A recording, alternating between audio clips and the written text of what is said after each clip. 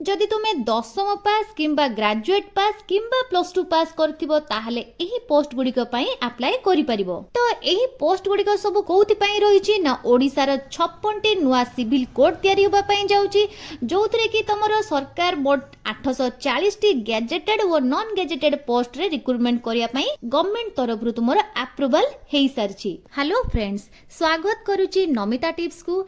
तेबे घर पाखरे रही जदि तुमे लोकल कोर्ट रे जॉब करिया पई चाहुथिबो, तुम मानको पई बहुत बड़ अपॉर्चुनिटी आसी जाईछि। जदि तुमे गवर्नमेंट जॉब पाइबा पई पैशनेटेड रहिचो, जदि तुमरो कोर्ट बेस्ड सर्विस करिया पई चाहुथिबो, तेबे दशम प्लस टू ग्रेजुएट पास पिलांको पई एटा बहुत बड़ सुजोग रहिछि। तेबे सबु जिल्ला रे तुमरो कोर्ट वैकेंसी रहिछि। कोन सबु वैकेंसी रहिछि, प्रति जिल्ला वाइज केते कोन वैकेंसी रहिछि, से सबु डिटेल्स मु डिस्कशन करबी। एबे देखिबा कोन सबु पोस्ट गुडी रहिछि एवं पोस्ट वाइज तुमरो सैलरी केते अछि एवं सैलरी तुमरो को लेवल रो मिलिबो, से सबु गुडी एथिरे मेंशन रहिछि।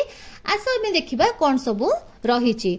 एट देखो सिविल जज पई तुमरो 56 टी पोस्ट रहिछि। एथिरे तुमरो दरमा रहिछि 77840 टंका रु 1,36,520 टंका प्रति मास। तापरे रहिछि हेड क्लर्क पई तुमरो रहिछि 56 टी पोस्ट। एथिरे तुमरो दरमा रहिछि 44,900 टंका। नेक्स्ट रहिछि तुमरो बेंच क्लर्क पई तुमरो 56 टी पोस्ट रहिछि। एथिरे तुमरो दरमा रहिछि 25,500 टंका। एथिरे तुमरो लेवल 7 रो सैलरी रहिछि। तापरे रहिछि स्टेनोग्राफर पई रहिछि तुमरो 56 टी पोस्ट। एथिरे तुमरो लेवल 7 रो सैलरी रहिछि। सैलरी तुमरो 25,500 टंका रहिछि। तापरे रहिछि तुमरो जूनियर क्लर्क। एथिरे तुमरो कंप्यूटर नॉलेज रहितबा दरकार। एथिरे तुमरो 112 टी पोस्ट रहिछि। लेवल 4 रो सैलरी तुमरो रहिछि, दरमा रहिछि 19,900 टंका प्रति मास। नेक्स्ट तुमरो जूनियर टाइपिस्ट पई पोस्ट रहिछि। एथिरे मध्ये तुमरो कंप्यूटर नॉलेज रहितबा दरकार। एथिरे तुमरो 56 टी पोस्ट रहिछि। लेवल 4 रो तुमरो दरमा रहिछि। सैलरी तुमरो रहिछि 19,900 टंका प्रति मास।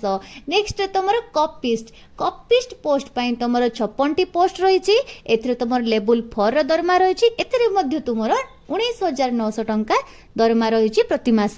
नेक्स्ट तुमरो प्रोसेस सर्वर। एथिरे तुमरो 112 टी पोस्ट रहिछि। एथि पई तुमरो लेवल 3 रो सैलरी रहिछि 18,000 टंका तुमरो प्रति मास दरमा रहिछि। तापरे रहिछि तुमरो पियोनो पोस्ट। एथि पई तुमरो 112 टी पोस्ट रहिछि। एहा तुमरो लेवल 1 रो दरमा रहिछि 16,600 टंका प्रति मास दरमा रहिछि। नेक्स्ट तुमरो हाउस ऑर्डरली पोस्ट रहिछि। एथिरे तुमरो 56 टी पोस्ट रहिछि। एथि पई तुमरो दरमा रहिछि 15,000 टंका प्रति मास। नेक्स्ट तुमरो स्वीपर पोस्ट रहिछि। एथिरे तुमरो 56 टी पोस्ट रहिछि। एथिरे तुमरो दरमा रहिछि 16,600 टंका प्रति मास।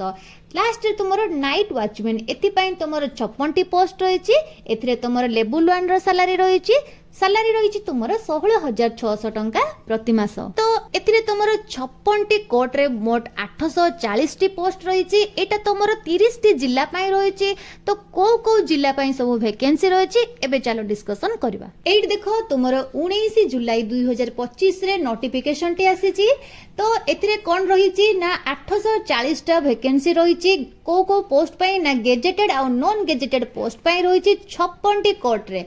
तुमरो 56 टी कोर्ट रे सबु जिल्ला पई मोट 840 टी तुमरो न्यू वैकेंसी आसीछि। एट देखो सबु जिल्ला गुडी को तळे मेंशन करा जाईछि कोन सबु रहिछि। चलो देखिबा। एट देखो तुमरो को जिल्ला रे सबु वैकेंसी आसीछि एवं को जिल्ला रो को प्लेस रे तुमरो कोर्ट स्थापन हबो एवं डिस्ट्रिक्ट कोन सबु एथिरे मेंशन रहिछि। तो तुमरो एटी मयूरभंज रे रायरंगपुर रे तुमरो कोर्ट स्थापन करा जिवो। सेही भली भाबरे भद्रक रे वासुदेवपुर, अनुगुल, बरगड, बालेश्वर, बलांगीर एही सबु जिल्ला गुडी करे तुमरो विभिन्न प्रकार प्लेस रे कोर्ट गुडी को स्थापन करा जिवो। से सबु गुडी को एथिरे मेंशन रहिछि। एट देखो तुमरो मयूरभंज, गंजाम, गजपति सबु डिस्ट्रिक्ट पई तुमरो रहिछि। एही चाकरी तुमरो अधिकांश लोकल कोर्ट द्वारा करा जिवो। तेणु तुमको घरु कोठी दूर को जिबार आवश्यकता रहिबो नाही। तो तुमरो एही चाकरी रे बहुत गुडी को बेनिफिट्स मध्ये मिलिबो। कोन सबु बेनिफिट्स मिलिबो, एथिरे तुमरो रेगुलरली तुमरो पे स्केल टी रहिबो।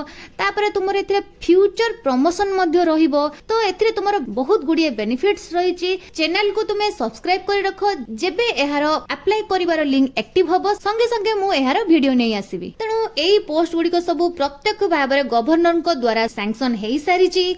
तेणु नोटिफिकेशन आसीबा कथा प्राय निश्चित। तो वैकेंसी लिस्ट निश्चय भाबरे आसीबो, एग्जाम शेड्यूल निश्चित भाबरे आसीबो एवं एप्लिकेशन मध्य आरंभ हेबो।